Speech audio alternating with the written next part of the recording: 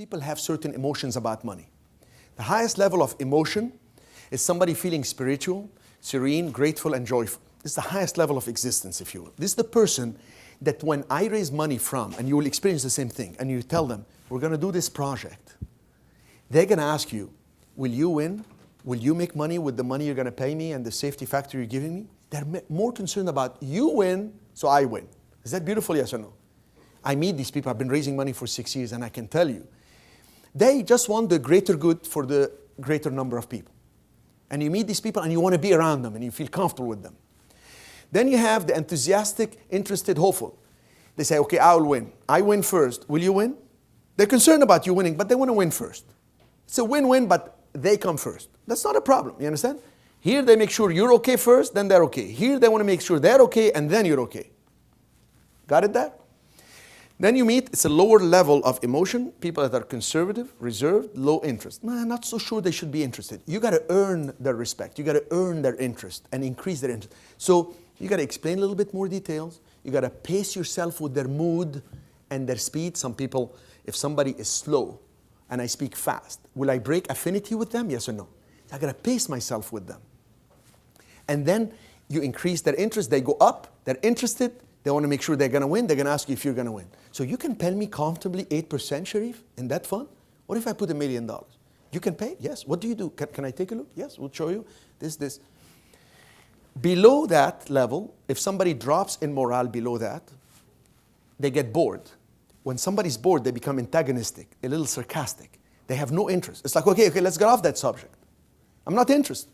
They get upset a little bit. You're with me on this? Very important to know if you're annoying somebody. Because now you want to be a little bit more conservative, with them, to bump them up. So you're going to match their level. So you're meeting somebody in the cocktail party.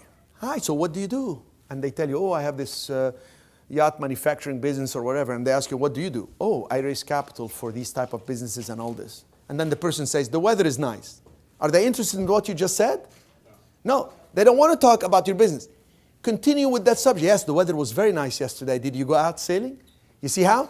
Take it back in full loop. Don't force the issue because you're going to break affinity. They're not interested. They're bored with what you're saying. Like doctors, they get pitched all the time. You understand?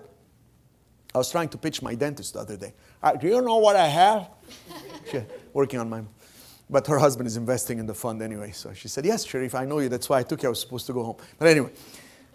So below bored, if somebody's bored and their morale goes down further, they become angry.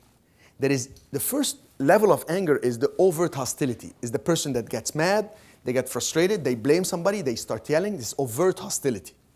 If somebody has a restrained personality, they'll go lower and they'll do covert hostility. They're the ones that you talk to them about money and they worry. You see, they drop immediately in morale. Have you ever talked to somebody about money and then they get scared? So they drop. Now they're a bit covert hostility. That means like, yeah. And you're going to take my money and you're going to be disappearing. Hopefully I'm not going to find you on the news. See, they're being a little sarcastic. There's a little hostility there, but it's covert. Okay? If they improve, they'll at least tell you, if they improve, they'll at least tell you that, hey, I'm not interested in this. I don't want to give my money to anybody. That will be somebody in a higher morale than somebody being low covert hostility. You're with me on this? So you got to be not so introverted about what you're saying and how they're perceiving you. You got to be extroverted and watch how they react. Their body language, the way they react, their voice intonation. Are they being uncomfortable? Are they being bored? Are they getting angry? Are they trying to be sarcastic? If they drop from there, they're in the fear mode. Now, sometimes they panic. They have confusion. You see? Now they become a bit compulsive about it, and they can say, okay, no, I can't do that. I just don't want to get into this. I lost money before. Now they associate what you're telling them with something they lost before. If they're afraid, how do you react? You got to match that tone of emotion. Yes, I agree. I was also so afraid to get into these deals, but when I actually got into these safe transactions that I have history of doing this and that, and my associate who has a history of deploying capital for it, now you're going to assuage, that means reduce the concerns that somebody has regarding that issue. You're creating an affinity level because you're feeling what they're feeling. You're matching their emotion, and then you can bump them up.